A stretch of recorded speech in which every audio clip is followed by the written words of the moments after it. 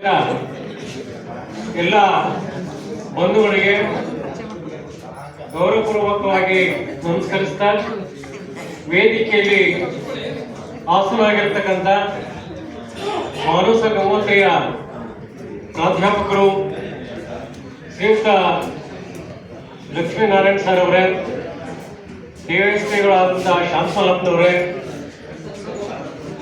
ಈ ವೇದಿಕೆಯ ಅಧ್ಯಕ್ಷರಾದಂಥ ನಮ್ಮ ಶಾರದಮ್ಮನವರೇ ಮತ್ತು ಎಲ್ಲ ಗೌರವಯುತ ಪದಾಧಿಕಾರಿಗಳೇ ಮತ್ತೆ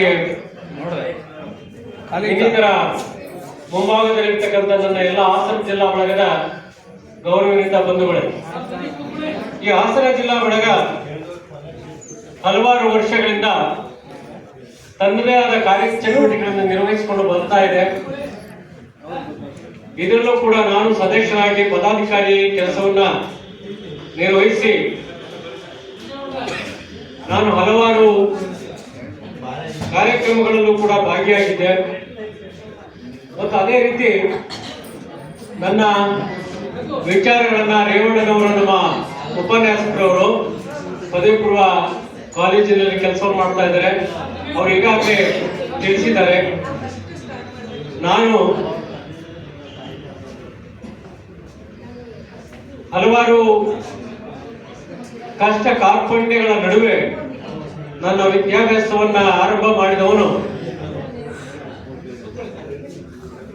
ನಂತರದ ಅವಧಿಯಲ್ಲಿ PUC ಅವರಿಗೂ ಸ್ವಲ್ಪ ಸಂಕಷ್ಟದ ಕಾಲದಲ್ಲಿ ವ್ಯಾಸಂಗವನ್ನು ಮಾಡಿ ನಂತರ ಈ ವಿದ್ಯಾಭ್ಯಾಸ ಕುಂಠಿತ ಆಗ್ತಕ್ಕಂಥ ಸಂದರ್ಭದಲ್ಲಿ ನಮ್ಮ ಸಹೋದರರು ಆದಂತ ಪುಟ್ಟಸ್ವಾಮಿಗೌಡರು ಮತ್ತು ಲೀಲಾ ನಮ್ಮ ಅತ್ತಿಗೆಯವರು ಅವರ ಸಹಕಾರದಿಂದ ನನ್ನ ಒಂದು ಉನ್ನತ ವ್ಯಾಸಂಗ ಮುಂದುವರಿತಾ ಬಂತು. ಹಾಗಾಗಿ ನಾನು ಮಾಸ್ಟರ್ ಡಿಗ್ರಿಯನ್ನ ಪಡೆದುಕೊಂಡು ಒಂದು ಅತಿಥಿ ಉಪನ್ಯಾಸಕರಾಗಿ ಕೆಲಸವನ್ನು ಮಾಡಿದ ನಂತರ ಬಂಗಾರಪ್ಪನವರ ಒಂದು ಕೃಪಾ ಕಟಾಕ್ಷದಿಂದ 1993ರಲ್ಲಿ ಒಂದು ಉಪನ್ಯಾಸಕ ಪದವಿ ಪೂರ್ವ ಶಿಕ್ಷಣ ಇಲಾಖೆಗೆ ಉಪನ್ಯಾಸಕರಾಗಿ ನೇಮಕ ಆದೆ.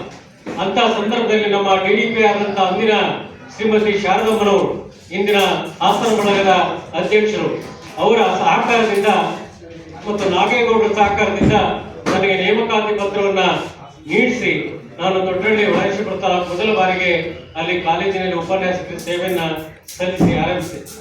ಸೊ ಅನಂತರ ಅವಧಿಯಲ್ಲಿ ನಾನು ಉಪನ್ಯಾಸಕರಾಗಿ ಮತ್ತೆ ಈ ಮೈಸೂರಿನಲ್ಲಿ ಕೆಲಸವನ್ನು ಮಾಡಿದೆ. ಅದೇ ರೀತಿ ಪ್ರಿನ್ಸಿಪಾಲ್ ಆಗಿ ಕೆಲಸವನ್ನು ಮಾಡಿದೆ. 23ರಲ್ಲಿ ಮೊನ್ನೆ 2023ರಲ್ಲಿ ಪ್ರಾಚಾರ್ಯರಾಗಿ ದೇವರಾಜ PU ಕಾಲೇಜಲ್ಲಿ ನಾನು ನಿವೃತ್ತನಾದೆ. ಈ ಸಂಘಟನೆಯಲ್ಲಿ ಹಲವಾರು ವರ್ಷಗಳ ಕಾಲ ನಾನು ಪದವಿ ಪೂರ್ವ ಶಿಕ್ಷಣ ಇಲಾಖೆಯಲ್ಲಿ ಬೇರೆ ಬೇರೆ ಸಂಘಟನೆಯ ಅಧ್ಯಕ್ಷನಾಗಿ ಕೆಲಸವನ್ನು ಮಾಡಿದ್ದೇನೆ. ಅಂತ ಸಂದರ್ಭದಲ್ಲಿ ಅಖಿಲ ಕರ್ನಾಟಕ ಪದವಿ ಪೂರ್ವ ಶಿಕ್ಷಣ ಹಿತರಕ್ಷಣಾ ಸಂಘದ ರಾಜ್ಯಾಧ್ಯಕ್ಷನಾಗಿ ಕೆಲಸವನ್ನು ಮಾಡುವಾಗ ಆ ಸಂಘ ರಿಜಿಸ್ಟ್ರೇಷನ್ ಆಗಬೇಕಾಯಿತು. ಅಂತ ಸಂದರ್ಭದಲ್ಲಿ ನಮ್ಮ ಯದುನಾಥ್ ಸರ್ ಅವರು ಸಹಕಾರದಿಂದ ಅರ್ಧ ಗಂಟೆಯಲ್ಲಿ ಆ ಸಂಘವನ್ನ ರಿಜಿಸ್ಟ್ರೇಷನ್ ಮಾಡಿಸ್ಕೊಟ್ರು. ಇಲ್ಲೇ ಕೂತಿದ್ದಾರೆ ಪುಣ್ಯಾತ್ಮರು. ಅವರ ಸಹಕಾರದಿಂದ ನಾವು ಸಾವಿರಾರು ವಿದ್ಯಾರ್ಥಿಗಳಿಗೆ ಇಡೀ ರಾಜ್ಯದಲ್ಲಿ ಉಚಿತ ಬೋಧನೆಯನ್ನ ಅನುಕೂಲ ವಿದ್ಯಾರ್ಥಿಗಳಿಗೆ ಮಾಡಲಿಕ್ಕೆ ಸಾಧ್ಯ ಆಯಿತು. ನನ್ನ ನಿವೃತ್ತಿ ಆಗುವ ತನಕವೂ ಕೂಡ ಉಚಿತ ಬೋಧನೆಯನ್ನ ದ್ವಿತೀಯ PUCಯಲ್ಲಿ ಫೇಲ್ ಆದಂತ ವಿದ್ಯಾರ್ಥಿಗಳಿಗೆ ಸುಮಾರು 15 ವರ್ಷಗಳ ಕಾಲ ನಾವು ಇಡೀ 1 ತಿಂಗಳ ಕಾಲ ಉಚಿತವಾಗಿ ಬೋಧನೆಯನ್ನು ಮಾಡಿದ್ವಿ. ನಮ್ಮ ರೇವಣ್ಣನು ಕೂಡ ಆ ಪಾಠ ಪ್ರವಚನವನ್ನು ಮಾಡೋದಲ್ಲಿ ಕೂಡ ತಲ್ಲೀನರಾಗಿದ್ದು.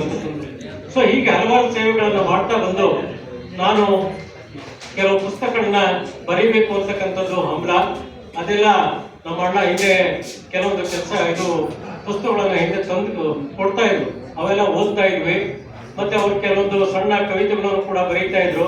ಅದು ಕೂಡ ನಮ್ಮ ಮನಸ್ಸಿನಲ್ಲಿ ಪ್ರಭಾವವನ್ನು ಬೀರಿತ್ತು. ಅನಂತರ ನಾನು ಕೆಲಸಕ್ಕೆ ಸೇರಿದ ಮೇಲೆ ಮನೆಯಲ್ಲಿ ಪತ್ರಿಕೆ ಬರ್ತಾ ಇದ್ದದ್ದು ವಿಜಯ ಕರ್ನಾಟಕ ಅಂತ ಕಾಣುತ್ತೆ. ಅದರಲ್ಲಿ ನಾನು ಓದ್ತೀನಿ ಅಂತೇಳಿ ನಮ್ಮ ಅತ್ತಿಗೆ ಅಲ್ಲಿ ಬರ್ತಕ್ಕಂಥ ಕೆಲವೊಂದು ಸಣ್ಣ ಆರ್ಟಿಕಲ್ಗಳೆಲ್ಲ ಕಟ್ ಮಾಡಿ ಇಡ್ತಾ ಇದ್ರು ಆ ಪೇಪರ್ ಒಂದ್ ಕಡೆ ತಂದಿಡಿ. ಸೊ ಅವೆಲ್ಲವೂ ಕೂಡ ನನಗೆ ಒಂದು ರೀತಿಯಲ್ಲಿ ಅವೆಲ್ಲ ಕೂಡಿಕೊಂಡು ಗ್ರಹಿಸಿಕೊಂಡು ಅವೆಲ್ಲ ಓದಿದ್ದು ನನಗೆ ಅನುಕೂಲ ಆಯಿತು.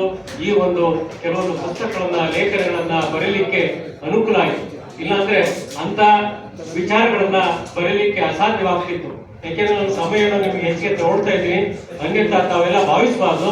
ಆದರೂ ನಾನು ಸಾಕಷ್ಟು ಸುಮಾರು ಕವನಗಳನ್ನ, ನಾಟಕಗಳನ್ನ ಮತ್ತು ಲೇಖನ ದೈಹಿಕ ಸಂಕಲನ ಕೃತಿಗಳನ್ನ ಸುಮಾರು 48 ಕೃತಿಗಳನ್ನ ನಾನು ಪ್ರಕಟಣೆಯನ್ನ ಮಾಡಿದ್ದೆ, ಬಿಡುಗಡೆಯನ್ನು ಮಾಡಿದ್ದೆ. ಇನ್ನೂ ಕೂಡ ಕೆಲವು 10-15ರಿಂದ ಹೆಚ್ಚು ಕವನಗಳು ಮತ್ತು ಲೇಖನಗಳು, ನಾಟಕಗಳು, ಕಥೆಗಳು ಇನ್ನೂ ಮುದ್ರಣದಲ್ಲಿ ಇವೆ. ಮುಂದಿನ ಬಾರಿ ಕೊಡಬಹುದು ಅಂತ ಅನ್ಕೊಂಡಿದ್ದೀನಿ. ಈ ಒಂದು ಅವಕಾಶವನ್ನ ಸಾಧನೆಗೆ ಒಂದು ಗುರುತಿಸಿ ನಮ್ಮ ಹಾಸನ ಜಿಲ್ಲಾ ಬಳಗದವರು ನನಗೆ ಈ ಒಂದು ಸನ್ಮಾನವನ್ನು ಮಾಡಿದ್ದಾರೆ. ಅದಕ್ಕಾಗಿ ನಾನು ಚಿರಋಣಿಯಾಗಿದ್ದೇನೆ.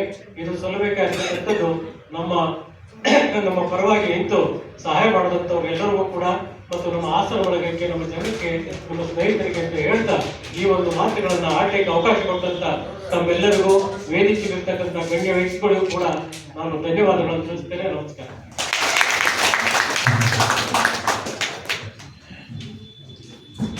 ಶ್ರೀಯುತ ಶಿವೇಗೌಡರು ತಮ್ಮ ಪೂರ್ವ ಎಲ್ಲ ಇತಿಹಾಸವನ್ನ ಚುಟುಕಾಗಿ ನಮ್ಮ ಮುಂದೆ ಇಟ್ಟಿದ್ದಾರೆ.